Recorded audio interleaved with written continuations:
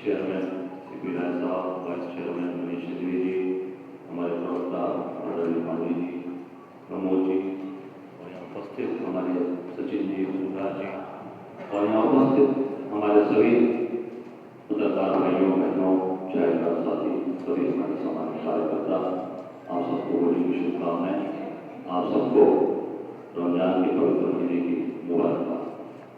अभी हमारे विधानमंडल के नेता आदरणीय जो सरकार योगी जी के द्वारा जो बातें सामने आई, उसका पूरा विस्तृत से उन्होंने अपनी बात रखी उसमें। और जो योगी सरकार प्रशासन के 8 साल प्रदेश बदहाल, जनता बेहाल, हम पूछते हैं 8 साल। मेरा पहला सवाल, योगी जी क्यों है प्रदेश के युवाओं का भविष्य अंधकार में? दूसरा सवाल, मुख्यमंत्री जी बताएं कि इनके शासनकाल में किसान और मजदूर क्यों है बदहाल? तीसरा सवाल, भ्रष्टाचार मुक्त प्रदेश का दावा करने वाली योगी जी यह बताएं कि उत्तर प्रदेश भ्रष्टाचार युक्त कैसे हो गया? चौथा सवाल, मुख्यमंत्री जी योगी आदित्यनाथ जी पूरे प्रदेश की तरफ से यह सवाल है कि क्यों इस प्रदेश में सामाजिक सद्भाव बिगाड़ने का एक राज्य प्रायोजित अभियान चलाया जा रहा है? पहला है हमारा सवाल, सरकार लोक सेवा आयोग की निरंकुशता, सालों से नई शिक्षक भर्ती नहीं, निजी क्षेत्र में भी नए निवेश न होने के कारण युवाओं के लिए नौकरियां नहीं, इंटरनेशनल लेबर ऑर्गेनाइजेशन के अनुसार उत्तर प्रदेश सबसे अधिक बेरोजगार युवा हैं यहाँ पर। दूसरा क्यों है? 7 दिसंबर 2024 से नरेगा मजदूरों की 100 करोड़ से अधिक की मजदूरी बकाया है। अभी ये होली निकल गई, रमजान का पवित्र महीना चल रहा, ईद आने वाला है, और ये मजदूर कैसे अपनी होली मनाएंगे, कैसे अपनी होली मनाए और कैसे आगे ईद मनाएंगे? योगी जी ये जरूर बताइए इस प्रदेश के गरीब मजदूरों को, आम लोगों को जो परेशान है। यह बात आम है कि प्रदेश से मजदूरी समय से नहीं मिलती और अक्सर मजदूर भुखमरी के कगार पर पहुंच जाते। किसानों की यह दुगनी की नहीं हुई, मगर उनकी लागत जरूर बढ़ गई, जिसकी वजह से किसान कमा रहे थे, अब जनता भी नहीं कमा पा रही। अक्टूबर 2024 में DAP की कालाबाजारी हुई और बाजार से अधिक पैसे देने पर DAP नहीं मिल रहा है। फ्री बिजली माफ की योजना, इतने गन्ना समर्थन मूल्य पिछले 8 सालों में मात्र 3 बार बढ़ावा हुआ, कुल 55 रुपए, जबकि महंगाई कहां से कहां पहुंच गई।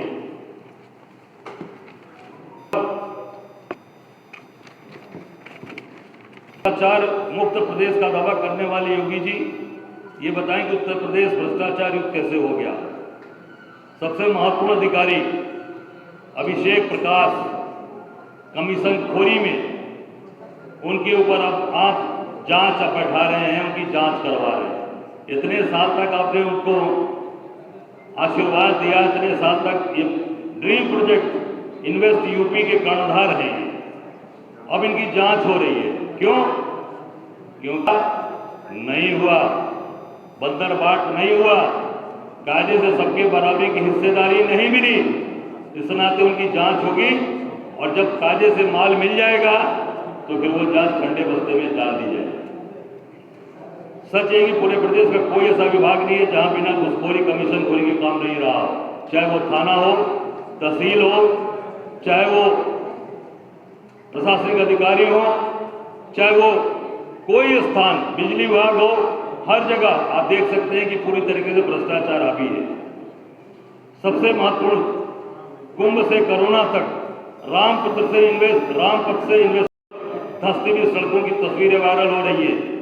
इंसान तो इंसान इनकी सरकार में प्रभु श्री राम से भी बेईमानी करने से नहीं चुके, रामपथ इसका प्रत्यक्ष उदाहरण है। हाल में प्रायोजित हुए कुंभ की बदहाली ने बहुत ही व्यापक स्तर पर घोटालों का संकेत दिया। कोरोना में भयावह महामारी तक लाशों को ढेर था, जब भी इस सरकार ने थर्मामीटर से लेकर ऑक्सीमीटर तक, दवाओं से लेकर ऑक्सीजन सिलेंडर, जबरदस्त भ्रष्टाचार किया गया है। एक्सप्रेस वे और चौड़े जो जाल बिछाने का रोडों का काम किया, वो पहले ही बरसात में धंस गई। चौथा, मुख्यमंत्री जी योगी जी प्रदेश की तरफ से ये सवाल है कि क्यों इस प्रदेश में सामाजिक सद्भाव बिगाड़ने का एक राज्य प्रायोजित अभियान है। पहला, बहराइच में दंगा, संभल में दंगा, कुशीनगर में जबरदस्ती मस्जिद को गिराना और मथुरा के अंदर विवाद, ये सब ये संकेत दे रहे हैं कि पूरे ये उत्तर प्रदेश की सरकार पूरे तरीके से विफल है। सरकार अपने ही अधिकारी, जो अधिकारियों पर सबसे बड़ी जिम्मेदारी देती है, उनकी ही जांच करा रही है और पुलिस प्रशासन पूरी तरीके से निरंकुश हो गया। अभी आपने मोना जी को सुना, आप ये अभी कुछ दिन पहले वकीलों के ऊपर किस तरीके का पुलिस ने अत्याचार अन्याय किया था, अमानवीकृत किया था, अमानवीकृत, जिसकी हम अपने मुख से चर्चा नहीं कर पाएंगे।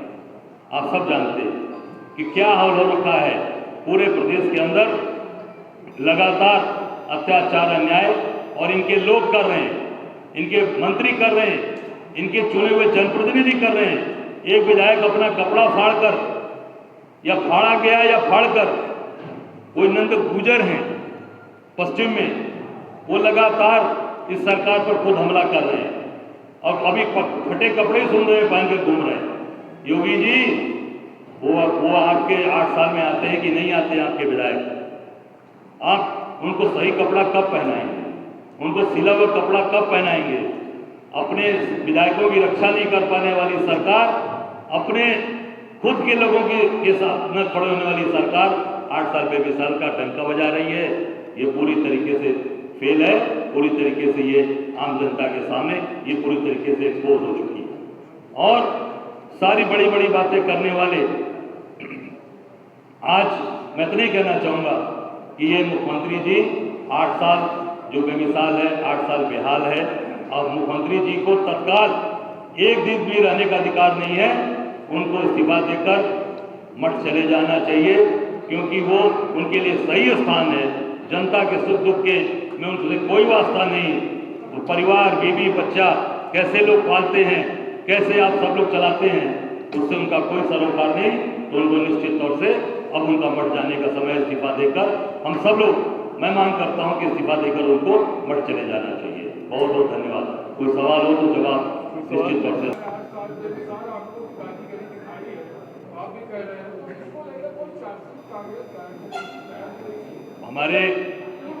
हमारे मोना जी ने भी कहा ना कि वो व्हाइट पेपर जारी करें, सरकार से जवाब मांगे। इन्होंने कहा है कि जो सरकार है वो सारी चीजें, अपनी जो भी चीजें किया उसको आप व्हाइट पेपर जारी करिए। कांग्रेस निश्चित तौर से इसको उठाने जा रही है।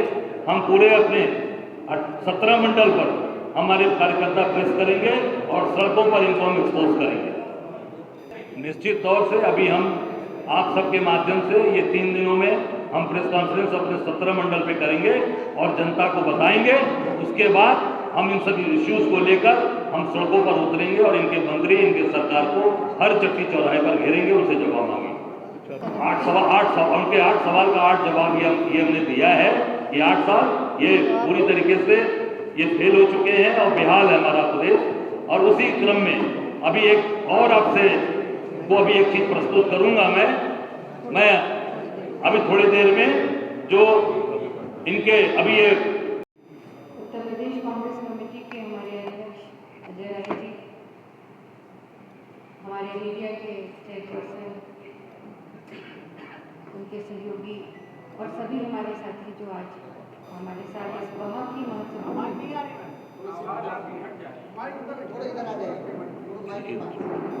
आज एक बहुत ही महत्वपूर्ण विषय पर ये प्रेस कॉन्फ्रेंस आहूत की गई है।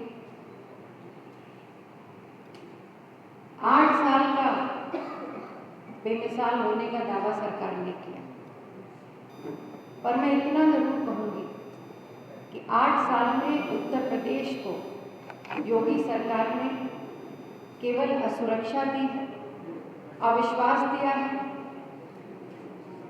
और असंवेदनशीलता की। इस जो सबसे महत्वपूर्ण विषय, और मैं मानती हूँ कि इसी के नाम पर ये सरकार 2014 में के बाद 2017 में पहली बार ये सरकार जब बनी थी तो ये वायदा किया था सरकार ने सुशासन का, पर आज की तारीख में अगर सबसे ज़्यादा असुरक्षित प्रदेश पूरे देश में कोई है तो वो उत्तर प्रदेश है। जिस तरह से लॉ एंड ऑर्डर की धज्जियां उड़ाई जा रही हैं, मुझे तो अचंभा होता है जब उत्तर प्रदेश की विधानसभा में मुख्यमंत्री जी बोलते हैं कि या तो अपराधी उत्तर प्रदेश छोड़ करके चले गए, या जेल में हैं, या ऊपर चले गए। और जब मैं अखबार पढ़ती हूँ और टीवी चैनल देखती हूँ तो दुखद है साथियों, इसी उत्तर प्रदेश में उत्तर प्रदेश के अपराधी रोज नया अपराध करके, जघन्य अपराध करके मुख्यमंत्री जी को सलामी देते हैं। मुख्यमंत्री जी मौन रहते हैं, दूर नहीं जाते हैं। आज लखनऊ जो राजधानी है, जहां मुख्यमंत्री जी रहते हैं और उनके दर्जनों कैबिनेट और राज्य मंत्री रहते हैं, वहां की क्या हालत है। अभी कुछ ही दिन पहले की एक घटना सबने देखी, सबने, आप लोगों ने कवर भी की। किस तरह से एक बेटी का बलात्कार किया गया और किस तरह से उसको गला दबा करके उसको मार दिया गया। कौन जिम्मेदार है इसके लिए? अगर कोई जिम्मेदार है तो उत्तर प्रदेश की सरकार जिम्मेदार है, यहाँ की पुलिस जिम्मेदार। अभी कुछ दिन पहले एक दलित बेटी का, जिसका बलात्कार करने के बाद उसके साथ जिस तरह से जघन्य अपराध किया गया, विभत्स तरीके से उसके शरीर को काटा गया, यहाँ तक कि उसकी आंखें तक निकाल ली गई। एक दलित बेटी, कौन जिम्मेदार है उसके लिए? और अगर मैं ये अपराध सरकार के गिनाने लगूं, और बहुत ज़्यादा दिन नहीं, मैं पिछले 1 महीने का समय लग जाएगा, इतना जरूर कहूँगी कि जिस एनसीआरबी का डेटा आज मुख्यमंत्री जी ने अपने प्रेस कॉन्फ्रेंस में कहा, सबसे बड़ा झूठ तो वही। एनसीआरबी का डेटा स्पष्ट कहता है कि महिलाओं के प्रति अपराध में उत्तर प्रदेश नंबर 1 पे, दलितों के प्रति अपराध में उत्तर प्रदेश नंबर 1 पे। इसके साथ साथ अपराध की जितनी भी घटनाएं हो रही हैं, चाहे वो महिलाओं के खिलाफ हो, दलितों के खिलाफ हो, उस पर सरकार कोई भी एक्शन लेने के या उसको रोकने के लिए, और खासकर जो नया तरह का अपराध, जो डिजिटल अपराध शुरू हुआ, डिजिटल अरेस्ट जिसको कहते हैं, ये अपराध दिन पे दिन बढ़ते जा रहे हैं, पर सरकार का इस पर कोई ध्यान नहीं है, ना ही कोई इनकी तैयारी है। दूसरा जो महत्वपूर्ण विषय है, लगातार सरकार से हमने मांग करी है, दिल्ली से लेकर के लखनऊ तक, कि संविधान में जो आरक्षण का प्रावधान है उसको सुरक्षित रखा जाए। पर लगातार ये सरकार इस देश के और इस प्रदेश के लाखों लोगों के, करोड़ों लोगों के अधिकार का हनन कर, क्या इस बात से इनकार नहीं किया जा सकता? क्या ये सच नहीं है कि जिस तरह से आज आरक्षण, चाहे वो 69,000 शिक्षक भर्ती की बात हो, ये जितने भी सरकार नियुक्तियां कर रही है, इसमें कहीं भी आरक्षण का पालन नहीं किया जा रहा।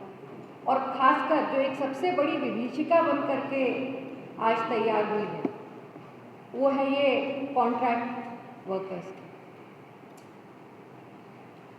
इसमें जो लोग हैं वो अपनी मनमानी कर रहे हैं। जो कॉन्ट्रैक्टर्स हैं ये अपने हिसाब से लोगों को रख रहे, इसमें आरक्षण का कोई प्रावधान नहीं। और लगातार सदन में इस बात को उठाने पर भी सरकार का ये कहना है कि वहाँ पर आरक्षण का पालन किया जाता है। इसका स्पष्ट सीधा सीधा मतलब है कि कहीं ना कहीं सरकार की और जो ये एजेंसीज हैं इनका संबंध है, इसलिए आरक्षण को दरकिनार किया जा रहा है। मैं ये कहूँगी कि ये सरकार आरक्षण विरोधी है और इसीलिए ये जो नौजवान युवा जो आज दर दर भटक रहे हैं नौकरी के लिए, पहले तो उनको आप नौकरी नहीं दे पा रहे हैं। पिछले 8 वर्षों में जितनी भी आपने नियुक्तियां निकाली, हर नियुक्ति को आपको रोकना पड़ा क्योंकि उसमें कहीं ना कहीं कोई कमी थी या पेपर लीक हो गया, कहीं न्यायालय को उसमें इंटरवीन करना पड़ा। तो आज जिस प्रदेश में नौकरी देने का वायदा आपने नौजवानों को किया था, आज नौजवान बेरोजगारी को लेकर के सड़कों पर मजबूर है आंदोलन करने के लिए। उसको आप नौकरी तो नहीं दे पाते, पर पुलिस की लाठियां उसको जरूर मिलती हैं जब वो अपनी बात को कहने का प्रयास करता है। जिस तरह से स्वास्थ्य व्यवस्था का मैं जरूर आप सबके, आज 25 करोड़ की आबादी वाले इस प्रदेश में जहां 70% लोग गांव में रहते हैं, 50% लोग बाद इतना कुछ नहीं बचा पाते कि वो कुछ बचाए ताकि वो किसी अपने परिवार की बीमारी पे खर्च कर पाए। ऐसे में सरकार एक आयुष्मान योजना लेके आई। आज मैं देख रही थी, मुख्यमंत्री जी ने बताया कि आयुष्मान योजना में सरकार उत्तर प्रदेश नंबर 1 पर। मैं एक बात मुख्यमंत्री जी बताना भूल गए कि उन्होंने ये तो बता दिया कि आयुष्मान धारकों के और उनकी इस योजना में नंबर 1 पे, पर ये बताना भूल गए कि जो आयुष्मान कार्ड में जो धांधली हुई उसमें भी उत्तर प्रदेश नंबर 1 पे है। और ये मैं आपको डेटा के साथ, इसको आप चाहिएगा तो वेरीफाई कर लीजिएगा, राष्ट्रीय स्वास्थ्य प्राधिकरण है NHA, इसमें इसकी एक इकाई है राष्ट्रीय धोखाधड़ी विरोधी इकाई NAFU, उसकी जांच में 139 करोड़ के अधिक का फर्जी क्लेम आयुष्मान कार्ड धारकों द्वारा कराया गया है। ये एक बहुत बड़ा स्कैम है और इसमें उत्तर प्रदेश नंबर 1 पर। ये मुख्यमंत्री जी बताना भूल गए। कितनी दुखद बात है उत्तर प्रदेश में स्वास्थ्य, और मात्र इस विभाग को बजट का 6% पैसा मिला। अब मुझे नहीं मालूम कि स्वास्थ्य विभाग में बजट देने में क्यों कोताही करते हैं मुख्यमंत्री जी। आपस में क्या सामंजस्य या असमंजस्य मैं नहीं कह सकती, उस पर मैं कोई टिप्पणी नहीं करूंगी, पर इतना जरूर कहूंगी कि इस व्यवस्था का असर अगर किसी पे पड़ा है, उत्तर प्रदेश की स्वास्थ्य व्यवस्था पे पड़ा है, उत्तर प्रदेश की जनता पे पड़ा है। और चौथा बिंदु जो है वो हमारे युवाओं से जुड़ा हुआ बिंदु है। इस प्रदेश की अर्थव्यवस्था से बड़ा जुड़ा हुआ बिंदु है। बड़ा हास्यास्पद है कि हर बार जब सदन शुरू होता है, बजट शुरू होता है, नया साल आता है, और जब सरकार अपना बखान करती तो सबसे ज्यादा वो इन्वेस्टर समिट की बात करती। सच्चाई ये है कि आज उत्तर प्रदेश में इन्वेस्टर समिट हुए, ग्राउंड ब्रेकिंग सेरेमनीज हुई, जिसमें करोड़ों रुपए सरकार ने रेड कारपेट पे खर्च किया, पर धरातल पर मुझे तो कोई नहीं दिखाई दिया कि कहीं कोई फैक्ट्री बनी हो, मिल बनी। मुझे नहीं दिखाई दिया, अगर आप लोग की जानकारी में हो तो मैं नहीं कह सकती, पर उत्तर प्रदेश का दौरा हम और अध्यक्ष जी भी करते हैं, मुझे तो कहीं कोई ऐसी फैक्ट्री, मिल या कोई ऐसा दिखाई नहीं दिया जो इन्वेस्टर समिट के माध्यम से उत्तर प्रदेश में आया। तो ये इन्वेस्टमेंट जो है केवल MOU साइन करने के लिए है या धरातल पर उन योजनाओं का क्रियान्वयन करने के लिए जिससे हमारे नौजवानों को रोजगार मिले। मैंने स्पष्ट कहा और मैं फिर आज आपके माध्यम से ही मांग करती हूँ कि जो मुख्यमंत्री जी ने अपने भाषण में, आज वो भाषण ही था क्योंकि वो 1 वे कम्युनिकेशन था, प्रेस कॉन्फ्रेंस बुलाई गई थी जिसमें उन्होंने अपनी बात कह दी, पर आप उनसे कुछ ना पूछ पाए। तो उस भाषण में उन्होंने जो भी इन्वेस्टर समिट और अर्थव्यवस्था को लेके कहा, मैं पूछना चाहती हूँ कि क्या सरकार उस पर वाइट पेपर लाएगी और ये जनता को बताएगी कि जो लाखों करोड़ के इन्वेस्टमेंट की आप इन्वेस्टर समिट के माध्यम से बात करते हैं, कब उतरेगा।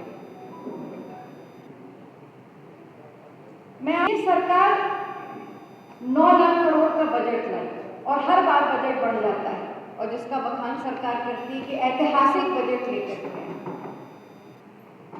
9 लाख करोड़ का बजट आया, 8 लाख करोड़ का।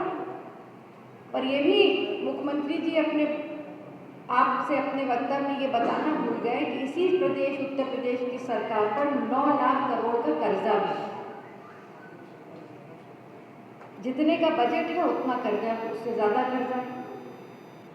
और दूसरी बात, आप ये जो बजट का आकार बड़ा कर देते हैं, इसका पैसा कहां से है?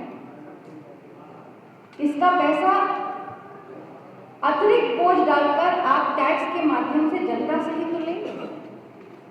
तो पैसा तो आप ले रहे हैं, पर जब खर्च करने की बात आती है तो मात्र पिछले बजट में 55% ही सरकार अपने बजट में खर्च कर पाई, अपने विभागों में खर्च कर पाई 55%, जिसमें कुछ विभाग ऐसे भी हैं जो 50% और वो महत्वपूर्ण विभाग हैं।